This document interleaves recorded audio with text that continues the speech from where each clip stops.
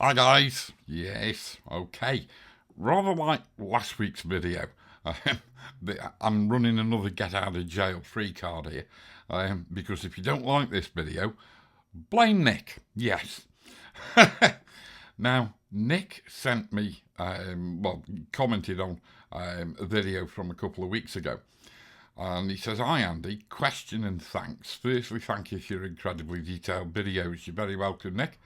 I've picked up a lot of tricks for editing photos for my dive club at a time where I cannot get back onto Lightroom and Photoshop for budgetary reasons. However, I'm still unhappy with my edits. I can't find anyone who uses Raw Therapee running tutorials on for putting it all together and tips that would be specific to the issues of underwater photography, especially from a GoPro. Oh my God, when I saw that, my heart sank. Yes, because I've got a GoPro myself and I never use it, but it is a Hero 4. Turns out Nick's got a Hero 10. And I didn't know that GoPros actually produce their own blooming RAW files. No, I didn't. So we've done a bit of backwards and forwards in emails, and basically Nick sent me some RAW files from his GoPro.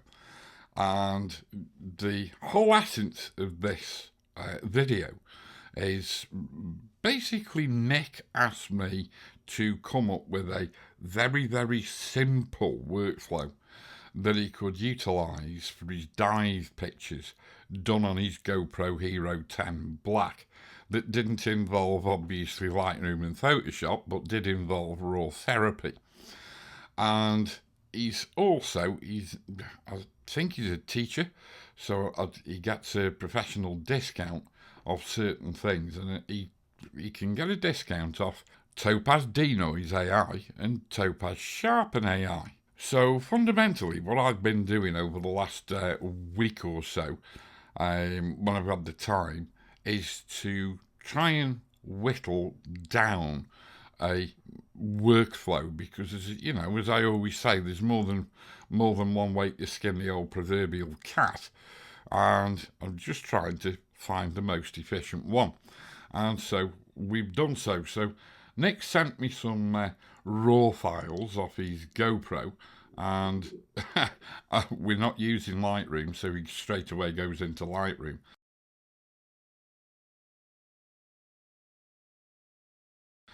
And this is the sort of thing we're dealing with. Oh dear, dear, dear. So, as I said, these are the GPR RAW files from the GoPro, and from the little bit of research I've done, they are a little bit like DNGs. But, Lightroom, well, the latest iteration of Lightroom can read them, but nothing else seems to be able to read them. So they have to be converted to DNGs. But fundamentally, the problems we've got with Nick's photos are the fact that, I do wish Nick would actually buy a light. And yes, Nick, when you're watching this, I did go and find a light that you could buy for about 36 quid, which would do the job quite nicely. And yes, I did check. It is waterproof. Yeah, anyway, what was I going to say? Yeah, he does have a propensity for putting the light behind him. See, this, I take it, is Nick, and I think this is his daughter. And so, there we go.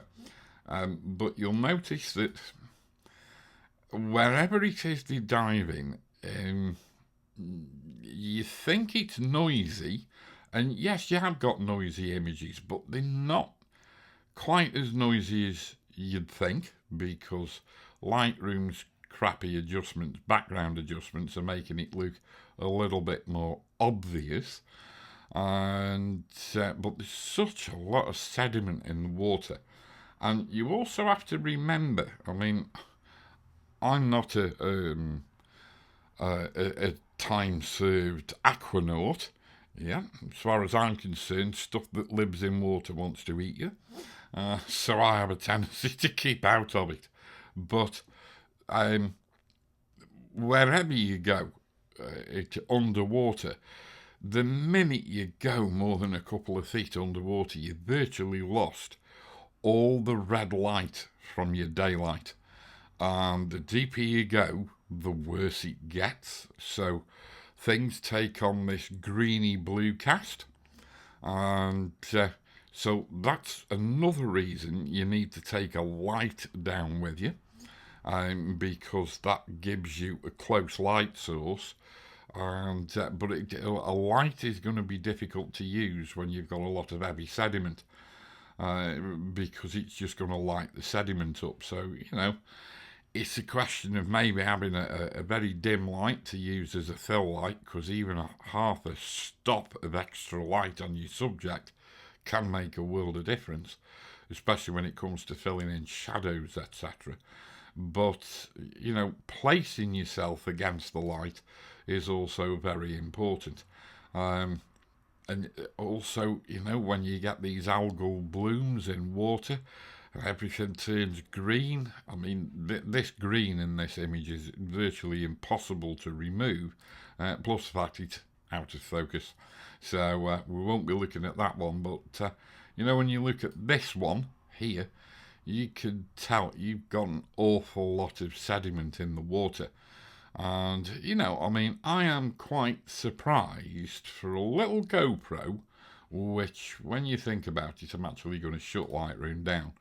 And I'll shut this down, and I'll just open that.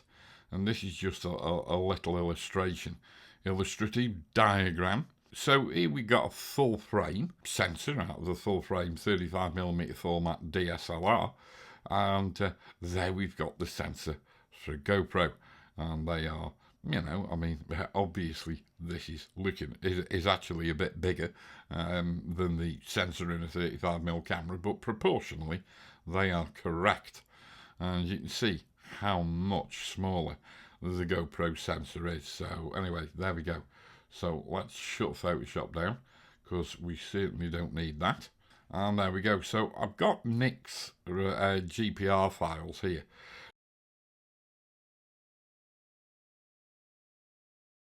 GPR files can only be read by Lightroom and GoPro's proprietary software. Nothing that Nick wants to use, such as Raw Therapee, because it's free, and none of the Topaz plugins can actually understand GPR files. So what we need to do is convert them to full-blown DNGs. And so the simplest thing to do is for me to go to Applications, and where's DNG Conversion? There we go. And I've got these raw files sitting in a folder called Original Raw Files, and I've got another folder that's empty at the minute called Adobe DNG Converter Files. Then I've got another one for Topaz AI Sharpen, and another one for Topaz DeNoise DNGs. Okay, right, so what I'm going to do, I've already got the files selected, so that's where the raw files are. So there we go. So we've selected that folder. Are we going to save in a new location? We've selected the folder. They're going to go into this folder called Adobe DNG Converter Files. This folder here. So all we're going to do is hit convert. And so as you can see, we've now got these files sitting in here. Now there's a couple of files I want to dump, which are 946 and 595. So I'm just going to move to bin, and where's 946? I'm going to dump that one as well, and we'll move to bin. And those are the two sort of out of focus ones. So there we go. So what I'm going to do now is I'm going to fire up Topaz DeNoise, but I'm going to batch process these and treat them as raw files. So I'm going to go to Topaz DeNoiseAI and fire it up as a standalone program.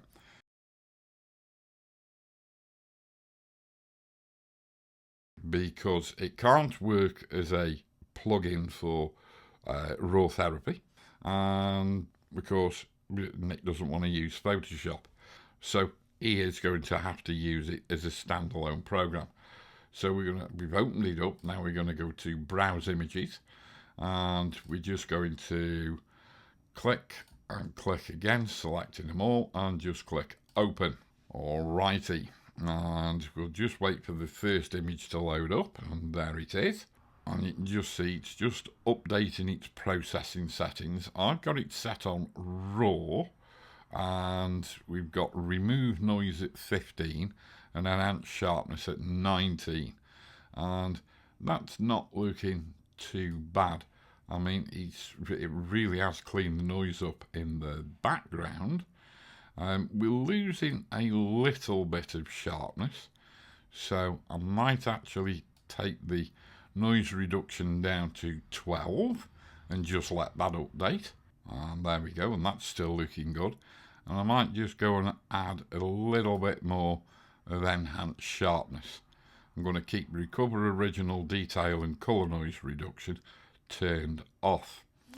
And yes, that's not looking too bad, but it's losing a bit of sharpness on the label on this tank, the scuba tank here.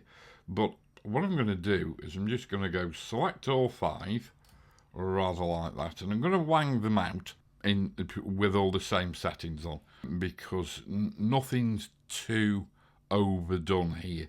We've not gone too much on the noise reduction, and we've not gone too severe on the enhanced sharpness either. And if anybody from Topaz is watching this video, will you please get in touch with me? I'd like to have a discussion with you. Yes, I would. So all we're going to do is go save 5 images, and so we are going to get, I don't know why that's turned on, apply current prefix, suffix and model append settings from preferences. Yeah, okay. Don't know. But where are we going to save these to? These are going to go to the Topaz DeNoise DNG folder on my desktop, the subfolder inside Nick's pictures. And so I'm just going to go save images, and it's going to apply those same settings to all 5 of the shots. And so we'll just let this cycle away.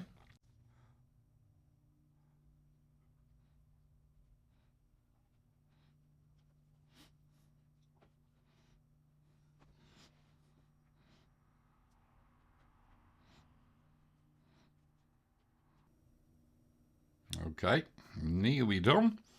And there we go. So we don't want Topaz DeNoise anymore, so we'll quit DeNoise.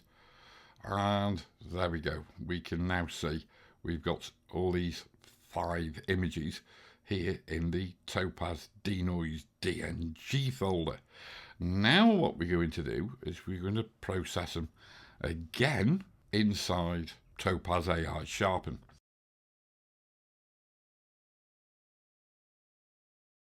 So what we're going to do is, again, come to Applications, and I'm going to go to Topaz SharpenAI and open that as a standalone program.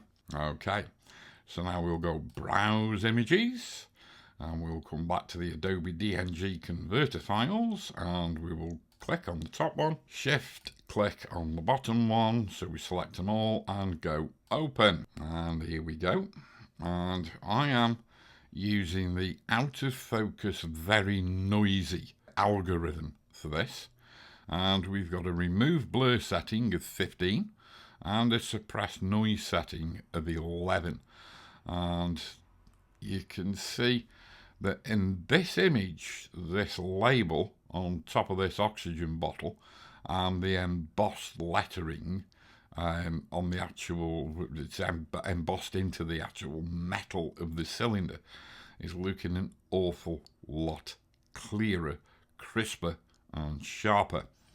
And yet the noise reduction is still great. And so there we go.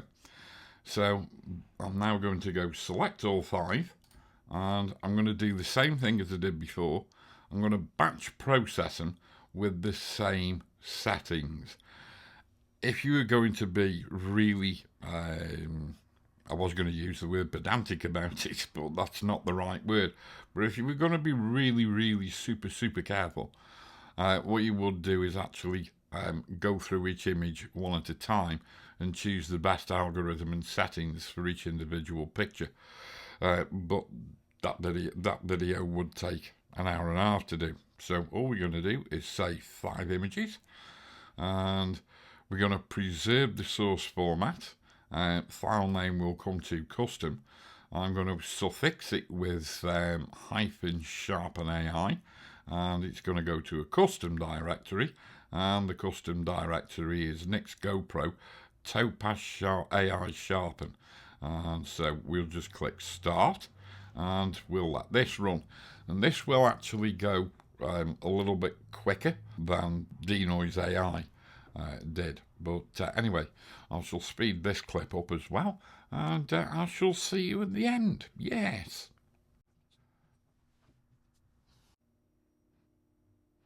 Okie dokie. And so that is just about it. So we'll close Topaz again, and so as you can see, we've got the original GPR files here. We've got a selection of those converted over to DNG files with Adobe's DNG converter, and then we've run those through Topaz DeNoiseAI to get some new Topaz format DNGs, which, don't forget, are a little bit different from normal DNGs. So we've treated those DNGs with Topaz DeNoise here, and we've also treated these DNGs here with Topaz AI Sharpen.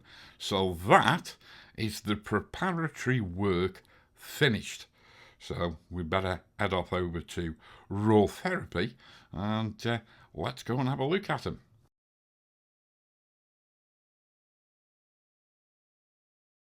And so here we go. Here are our original Adobe DNG converter files there. And what we'll do is we will go and look at the Topaz AI Sharpen. Alrighty, now you can see this image is an awful lot lighter. And let's go and open it up and have a look. And let's zoom into it at 100% and look at that. I mean, to be quite honest with you, when I first processed this image, I was quite staggered that we could get such a high quality image out of such a, I'm not going to call it low end, because it's quite an expensive piece of kit, a GoPro Hero 10 Black. I can't remember what price it was, but I mean, look at that. Now, that's partly thanks to Nick for getting his exposure right, and partly thanks to Topaz AI Sharpen. And it sharpened it up as well as you could possibly hope for, and it's also done a superb noise reduction job on it. We could have done a noise reduction job inside of Raw Therapee, but it's just too complicated. So fundamentally, we've already got the image processed for sharpness and noise reduction, just using Topaz as a standalone program, and just keeping within the basic DNG, in inverted commas, format. So what we're going to use Raw Therapee for, in Nick's case, will be outputting as a JPEG for the web or something like that. But of course, we're also going to use it to do some quick enhancements to the image. But crucially, the thing is to get the damn thing white balanced. And so all I'm going to do is come out to a fit to screen view so we can see what we're doing. And so all I'm going to do is I'm going to come to color, and I'm going to do something fundamentally automatic. And we're going to come to white balance, and we're going to click where it says camera, and we're going to select automatic, but not temperature correlation. We're just going to go for automatic RGB grey. And look at that. And I have checked with Nick, everything is the correct colour here, but it's looking a bit light, a bit bright, a little bit overexposed. So all I'm going to do is come to the main exposure tab here, and I'm just going to activate lab adjustments, and we'll stay with the sliders. We're not going to do anything complicated with a curve, and all I'm going to do is just lift the contrast a little bit, take that up to 19, still looking a little bit on the bright side, and I'm going to actually remove some lightness from it, and then we'll go and add some chromaticity and make it a little bit more colourful.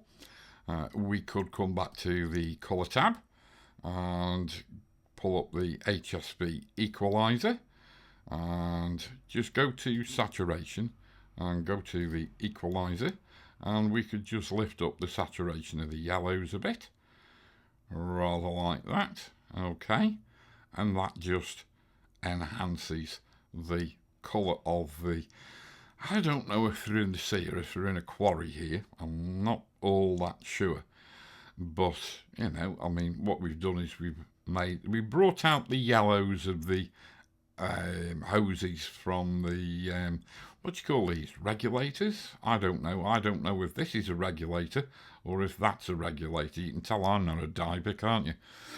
Good job they don't send me down there, otherwise I'd be in real big trouble. Now, to me, I like this image. With it being off a GoPro with such a small sensor, you've got to remember that you've just not got the dynamic range in the camera. You just haven't. No matter how many photo sites it's got in it, because I think they're about 5,500 pixels on the long edge. The photo sites are so small, the signal to noise ratio on them is crap. It really is. You just can't get away from it. But, you know, I mean, if I blow that image up to 100%, look at that. I mean, come on. Be fair, Pascal, as they say. That just looks totally blooming epic. And you can tell the water's very cloudy, a little bit on the murky side, which is what makes me think it's in the bottom of the quarry. And I just think it looks spectacular. And because it's shot with available light, it is going to, the contrast is going to be a little bit muted, and the way that plays out against the sort of semi-crippling constraints that you've got with having such a small sensor and such small photo sites is you can't afford to turn the contrast up very much, otherwise you're just going to choke your the near blacks.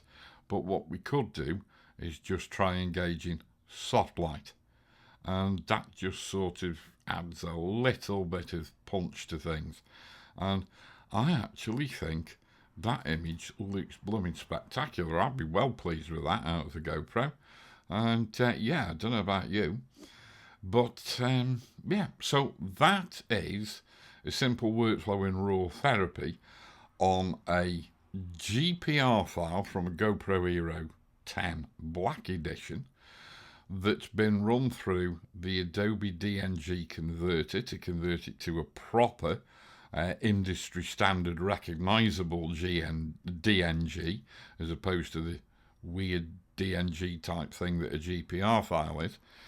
And fundamentally that's been noise reduced and sharpened over in Topaz AI Sharpen.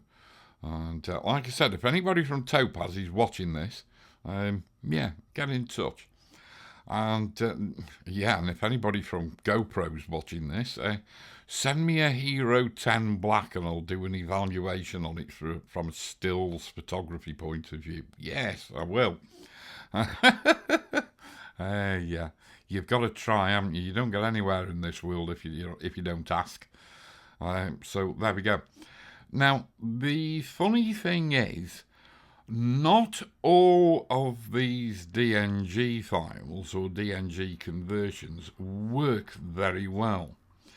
So if I just hover over here and I was to right click on this image that we've processed, and I go to processing profile operations, copy, and then I come to this one of Nick, I think it's Nick, and we go paste, and we don't actually need to even do that, do we?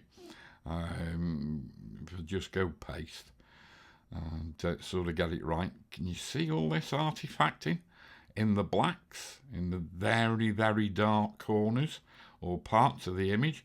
It looks absolutely atrocious. But here's the funny thing. If I come back over to the file browser, and this is why I said and this is why I went to the trouble of using both the Topaz products. If I come to Topaz DeNoise treatment of this self-same raw file, and I was to double click to bring that into there, I don't think that'll work actually. Can I actually paste the settings from another image? Ooh, no, that didn't work, did it? So let's go back to come on, let's go back to my base. Alrighty, and you can straight away see that we haven't got those strange artifacts in the very, very dark areas. And I think the first thing I'll do is come over to lab, and we'll activate the lab adjustments. Now, if you remember, on this previous image, that was rendered out with Topaz AI Sharpen, this image came out quite light, and so what we had to do was fundamentally turn the lightness down, or turn the exposure down, by turning down the lightness control in lab.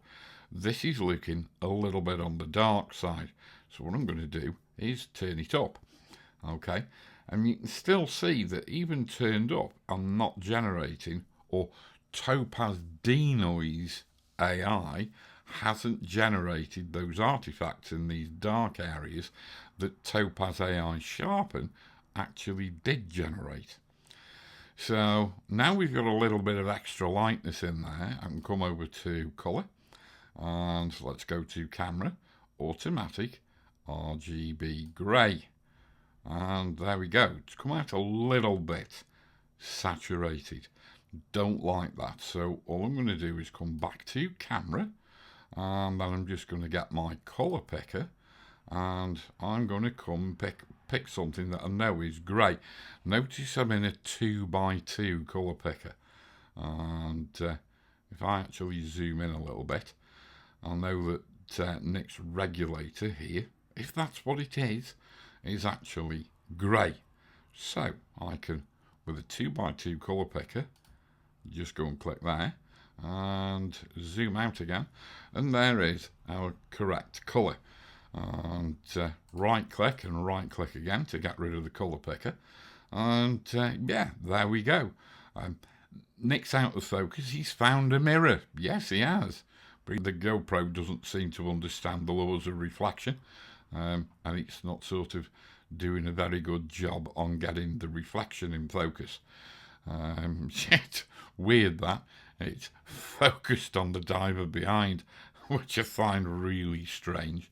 Yeah, I thought GoPros were supposed to have basically unlimited depth of field, but turns out this is f2.5, and this is your problem with a GoPro. You can't vary the aperture on it, the fixed aperture, as far as I'm aware. You know, sort of at f2.5, yeah. When you're getting close to things, I would strongly suggest not using it at anything closer than 3 feet. I think the quoted figure is 2 feet, isn't it? But, you know, the further away you can get it, the better off you'll be. And when you consider the quality of this previous image that we got from the Topaz AI Sharpen DNG beforehand, considering it's 5,500 pixels on the long edge, it's got a little bit of croppability at the end of the day. So, selfie stick? Do selfie sticks work on GoPros in an underwater housing? I'll bet they don't.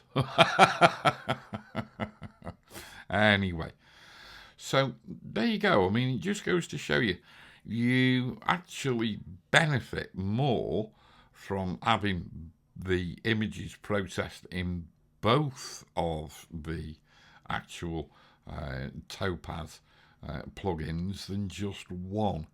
If I come to this denoise rendering of this image, okay, which we've already processed on a Topaz AI Sharpen generated DNG, we could go to camera, automatic, RGB grey, and see what happens. And you see how much it looks done the same thing as over here. Looks a little bit on the blue side. So I'm just going to switch back to camera, and then I'm going to get the old colour picker, and I'm fairly certain his daughter's dive suit is grey there. Well, there we go. But of course we've got a darker image as we saw earlier, so all we do then is come over to the exposure tab, activate lab, and just give it a little nudge of lightness, not that much. That'll probably do. Can we afford to go back to colour and engage soft light, and that'll just add a little bit of internal contrast to it. And yeah, there we go. But looking at the image at 100%, you can see we've got chromatic aberration here that we didn't have before, and the image isn't as sharp. And so let's see if we can remove that chromatic aberration. You see, if you go over to the Raw tab, you can't, because you haven't got access to the main Raw chromatic aberration controls, and it's something you're most likely going to have to live with. You can sort of fiddle around with it in is it here, defringe? There we go. So we've got defringe turned on. We could go and pull up the hue equalizer, and if I just open that panel up, you can see it's taking out purple fringing, but we've got a little bit of red fringing in there as well. So if I lift up the red end, do we start to get rid of it? No, not really. It's not really wanting to budge all that much, and if we take it up too much, we're going to start doing all sorts of nasty things to the image, basically because we haven't got a great deal of information to work with. So you've got to bear this in mind when you're working with such small sensors. You haven't got anywhere near the amount of leeway that you've got when you're shooting images on a larger sensor. But I don't think Nick can actually afford to run to a full frame camera in an underwater housing with a couple of L brackets on it and two ginormous lights. So there you go. But I mean, really and truly, you couldn't go wrong with either image. Not really. We could bring this one up to 100% again, and you could just go and add some sharpening to it, and just use the default unsharp mask sharpening, or we could switch out to RLD convolution. That might work a little bit better. It's making this label a little bit more visible, but really and truly, if we come back to file browser and go back to the AI Sharpen images, and we come and look at this, as we processed it, I just think that is spectacular. and it's a much better image. And so there we go.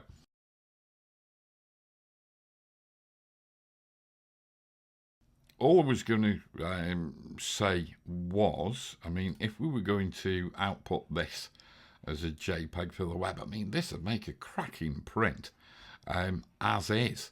So you'd export that as a 16-bit TIFF and then send it to a printer. Or you could export it as a JPEG. But all I'm going to do is to click on Resize, and we'll activate Resize. And let's just say we're going to produce a JPEG to go on the Dive Club's website, if they've got one. I'm assuming they have.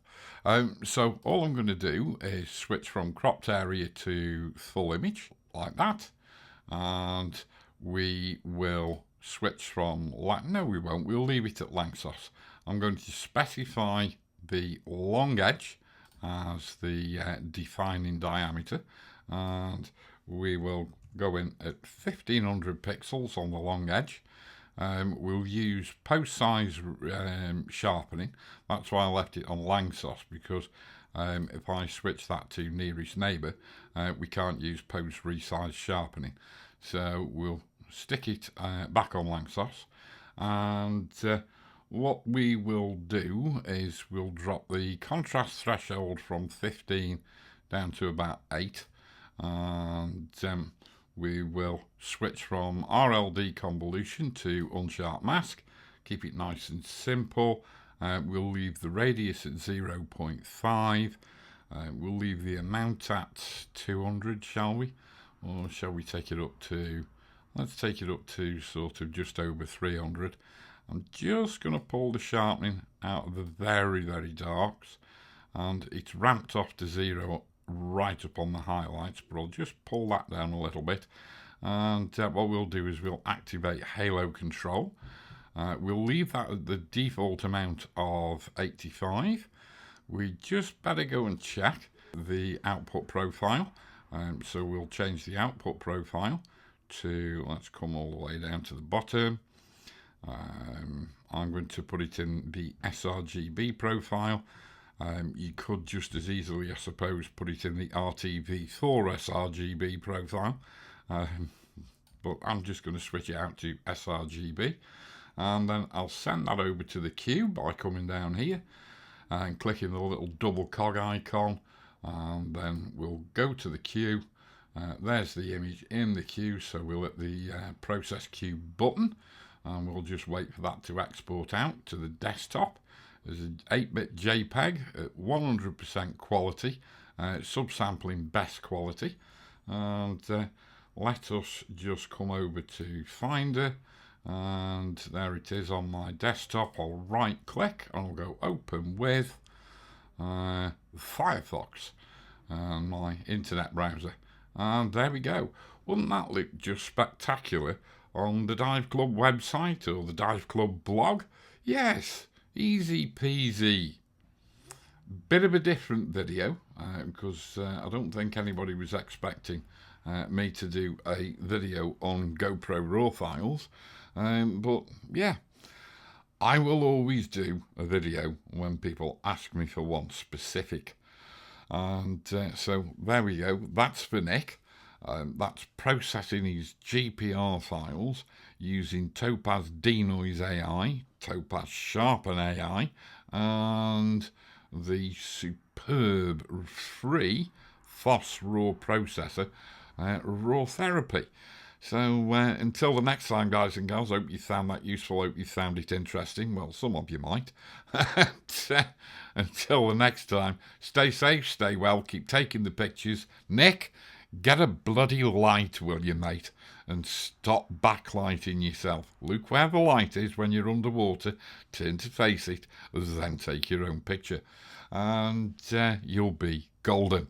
Alrighty, guys and gals, stay safe, stay well, keep taking the pictures, and I shall speak to you very soon. Yes, I will. Okay, see you later.